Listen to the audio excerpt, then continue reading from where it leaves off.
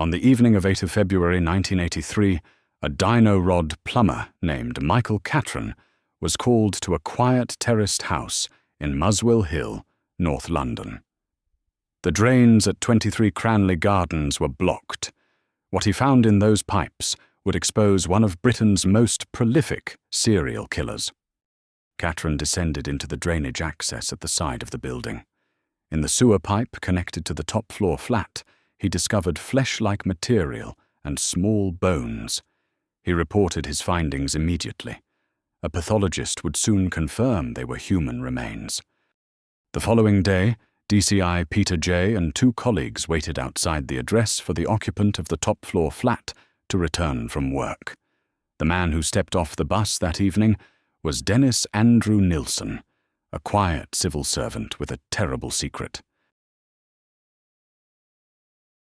Dennis Nilsen was born on 23 November 1945 in Fraserburgh, a fishing town on the northeast coast of Scotland. He was raised primarily by his mother and his maternal grandparents. His father, a Norwegian soldier, had little presence in his early life. Nilsen later claimed that the death of his grandfather when he was 6 and the experience of viewing the body was the defining trauma of his childhood. Whether this was genuine or a self-serving narrative has been widely disputed. In 1961, at the age of 15, Nilsen enlisted in the British Army. He served for 11 years, reaching the rank of corporal. After leaving the military in 1972, he briefly joined the Metropolitan Police as a constable, but resigned within a year.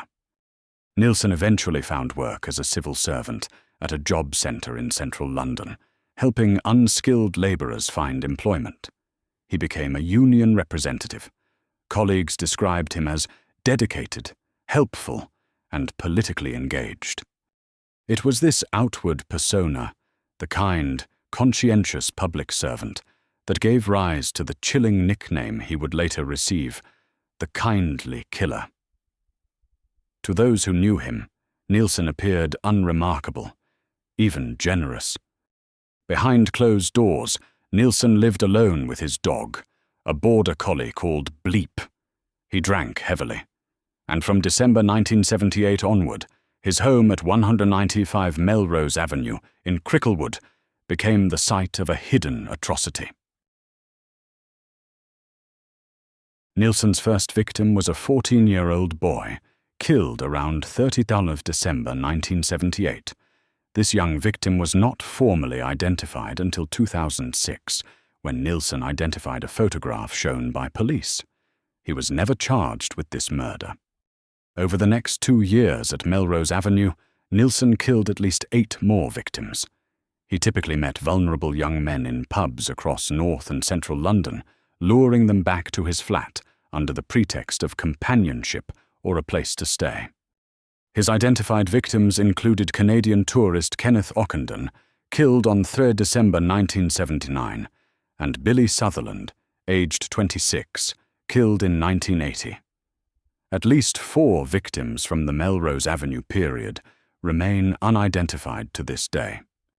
Many of Nilsen's victims were among society's most vulnerable, homeless, unemployed, or drifting through London with few social connections. Their disappearances often went unreported, their absences unnoticed. At Melrose Avenue, Nilsen stored remains beneath the floorboards of his flat, sometimes for months. He eventually disposed of them by burning them in large bonfires in the garden. Neighbours occasionally noticed the fires but thought nothing unusual. In October 1981, Nilsen moved to an attic flat at 23 Cranley Gardens in Muswell Hill. Without a garden or accessible floorboards, his method of disposal changed.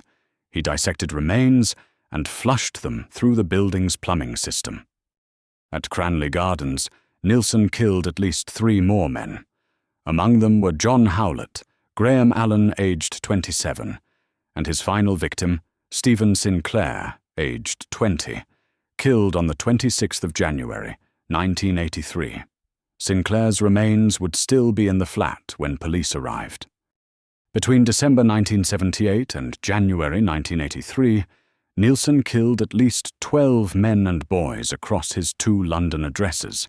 He initially told police the number was 15 or 16, though he later claimed to have inflated that figure under interview pressure.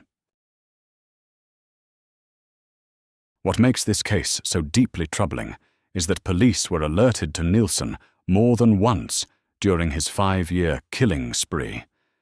At least 3 young men who survived his attacks reported what had happened to officers. Yet other warning signs were raised and never acted upon. None of these reports were effectively linked or acted upon. Each was treated in isolation, and the connections that might have stopped Nielsen years earlier were never made. In the end, it was not detective work that exposed Nielsen, but the blocked drain that opens this story. By February 1983, what had been flushed through the pipes at Cranley Gardens gave investigators their first hard evidence. Professor David Bowen, a pathologist at Hornsey Mortuary, examined the material recovered from the drains. He confirmed it was human. One piece of flesh bore marks, consistent with ligature strangulation. The police now had a crime scene. When DCI Peter Jay and his detectives entered the top-floor flat, the smell of decomposition was overpowering. Jay confronted Nielsen directly about the remains found in the drains. Nielsen did not resist or deny anything. He confessed immediately and calmly, directing officers to bags within the flat containing dismembered remains of 3 victims, including 2 severed heads. His composure was deeply unsettling. Over the following weeks, Nielsen sat through more than 30 hours of police interviews, providing exhaustive detail about each victim.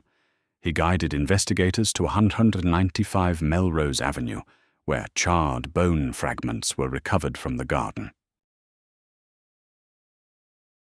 Police recovered the remains of 3 victims at Cranley Gardens.